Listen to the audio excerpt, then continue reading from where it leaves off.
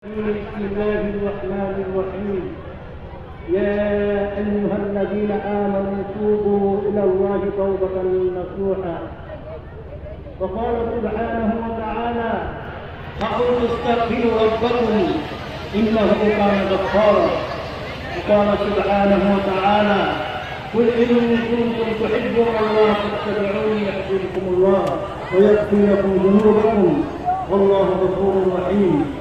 وقال النبي صلى الله تعالى عليه وسلم: من أحب سنتي فقد أحبني ومن أحبني كان معي في الجنة، أو كما قال صلى الله تعالى عليه وسلم. اللهم مغفرتك أوسع من ذنوبي ورحمتك أوسع من الحمد. محترم حاضرين،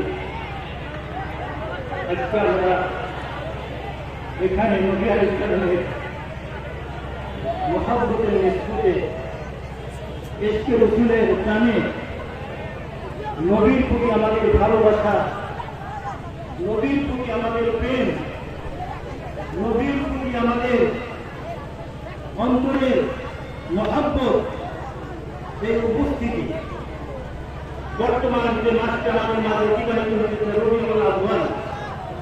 আমি লম্বা কথা বলব না, দিয়ে একটি কথা। এই রবিউল আউয়াল মাসে আমার আপনার পয়গম্বর জনাবে মুহাম্মদ রাসূলুল্লাহ সাল্লাল্লাহু আলাইহি ওয়াসাল্লাম এই পৃথিবীর বুকে আগমন করেছেন।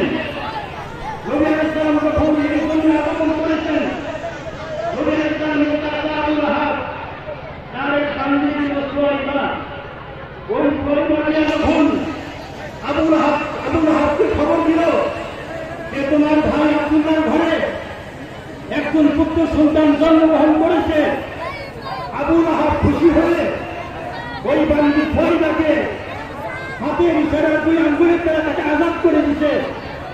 আবু লাহাব ইন্তেকাল হওয়ার পরে হযরত আব্বাস রাদিয়াল্লাহু তাআলা আনহু উনি খাবে দেখেন আবু লাহাবকে জিজ্ঞাসা করেন, ভাই কেমন আছো? যে বলে, আমি ভয়ানক কষ্টের আযাবের মধ্যে আছি, কিন্তু আমার ভাতিজা মুহাম্মদ সাল্লাল্লাহু আলাইহি ওয়াসাল্লাম জন্মগ্রহণের পরে আমার যে বান্দি আমাকে এসে খবর দেয়, ওই খবরের পরে আমি যে দুই আঙ্গুলের ইশারার দ্বারা আমার বান্দিকে আমি আজাদ করে দিয়েছি, ওই হাতের দুইটি আঙ্গুল আমি প্রতি সোমবারে আমি একটু চুষতে থাকি। এই পোষার কারণে আমার জাহান্নামের আযাব একটু হালকা হয়ে যায়। নবী আলাইহিস সালামের এই আমলের তার সুসংবাদে খুশি হয়ে যদি আবু লাহাব একটা কাফের তার জাহান্নামের আযাব দিতে আরাম হয়ে থাকে, আজকে আমরা যে ইমানের এবং নবী আলাইহিস সালামের দ্বীনের যে আমাদের অন্তর্মুখে রক্তক্ষরণ হয়েছে, ওই ইমানি লক্ষ্য ইমানি দায়িত্ব পালন করার জন্য ইলেকট্রন থানাওয়ালা পরিষদে রক্ত হয়েছে। আজকে এই নবীর দ্বীনের, আজকে নবীর ইজ্জতকে নিয়ে যে ছিনিমিনি খেলা হচ্ছে, নবী আলাইহিস সালামের ইজ্জতের পাহারাদার আমরা, আমাদের ইজ্জতের বিনিময়ে নবী আলাইহিস সালামের ইজ্জতের পাহারাদারি করবেন ইনশাআল্লাহ।